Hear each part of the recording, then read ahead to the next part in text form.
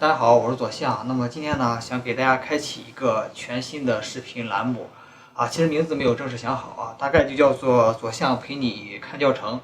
那我们会从网络上国外的网络上吧，去选取一些优秀的教程，然后我去跟大家一起看。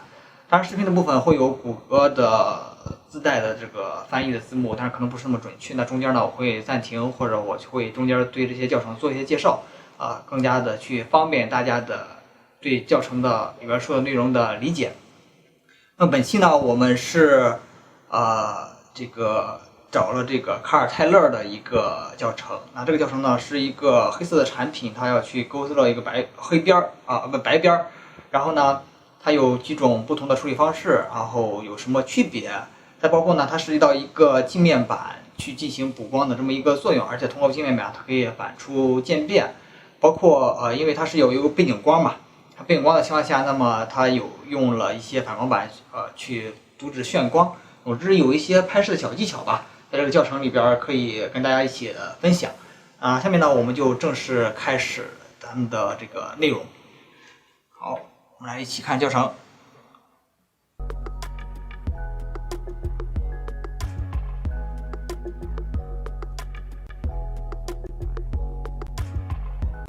这里呢，它是用热钉枪去做一个产品的固定，是吧？然后呢，用这个大力夹去把它固定好。这种产品在网络上都有售。然后呢，产品的后边它放了一个黑色的小板儿，去阻止这个镜头的吃光然后这样能直接勾勒产品的边缘的光线。这盏灯是产品的左前方的灯大家可以看到它用了布朗的斯诺系列的一支灯，装了一个小型的条形柔光箱然后产品的右侧放了一个镜面板，大家注意看Hi, I'm Carl Taylor, and welcome to the next how-to video. Carl, you prepared a product shot for us. What's going on? Yep, a product shot, which essentially is going to be black on black. 它这里说黑产品在黑底上我们要通过边缘光将它与背景分离，然后用了非常小的一个光带。Kind of similar to that aubergine how-to video we did you did a while ago. But let's walk through the setup on this one. So I see only two soft boxes, the biggest one and the smallest one we have. 用到了两个柔光箱，产品正面一个，后边一个。Essentially, it's quite simple in terms of lighting because, like you say, it is just two soft boxes. We have the large 120, 180 as the backlight, which is giving me a very large spread of light. The bigger we can make that light, then the more it's going to wrap around the product. And you can see I've got this 拍这么小的产品，它用了一个很大的柔光屏然后柔光屏后边也放了一个1.2米乘以80的柔光箱，比较有钱。It does, yeah. It feathers, as you said, it feathers, diffuses away. 他们说硫酸纸把这个光线打散，这样让它有渐变。一会儿我们可以对比一下效果。You can see the difference.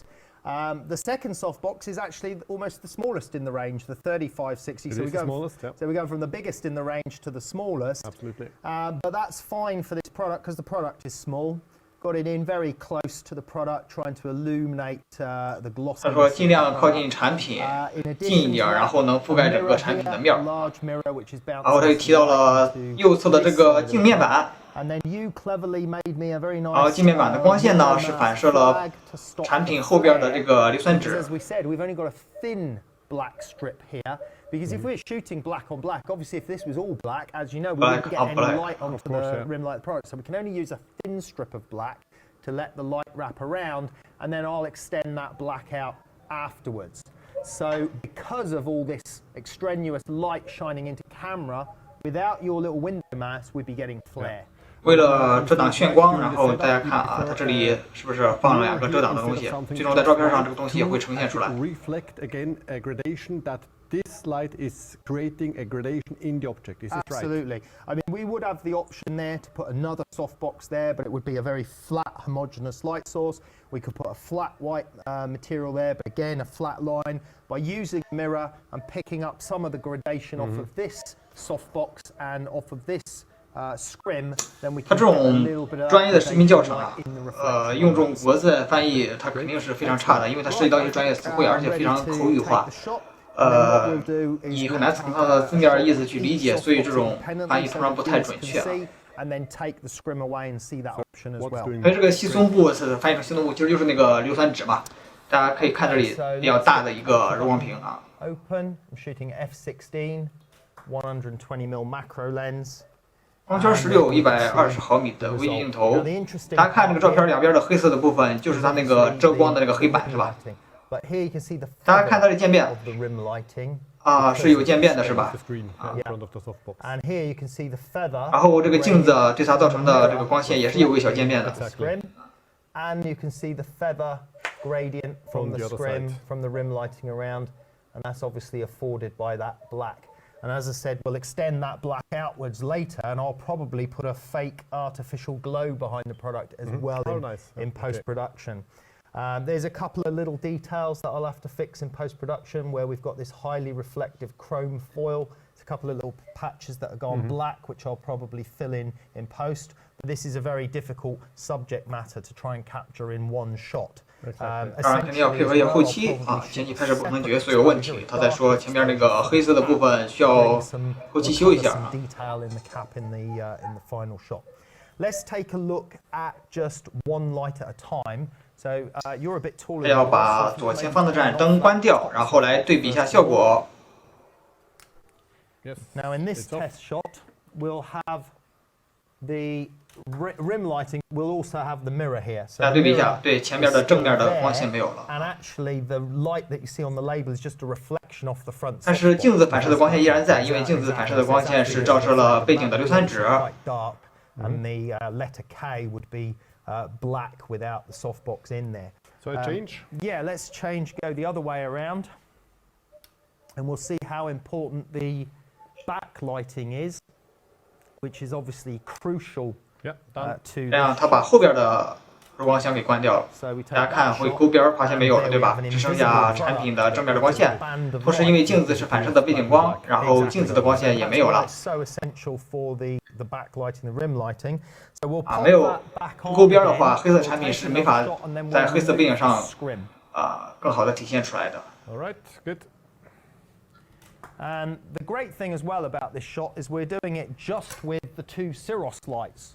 这里特别讨厌啊，说仅仅用了2个斯诺的灯，我们没有用任何昂贵的花式的设备。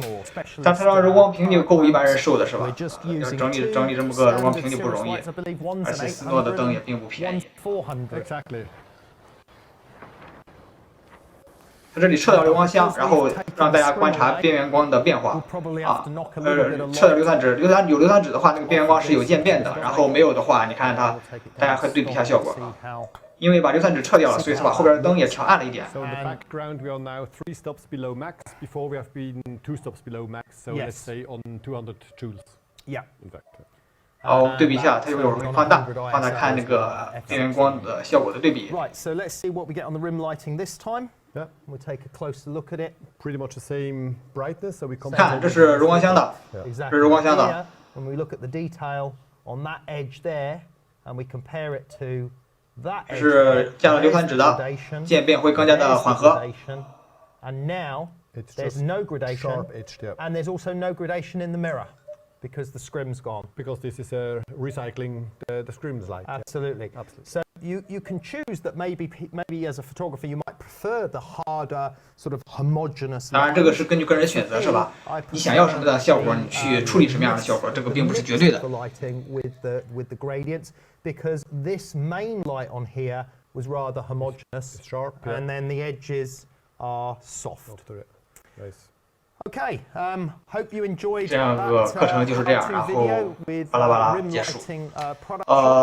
这一期是一个尝试，然后希望呢能受到大家的喜欢，希望大家能给我一些反馈，让我去更加完善的去做这个系列的节目吧，视频也好，然后感谢大家，这是最终的成片效果。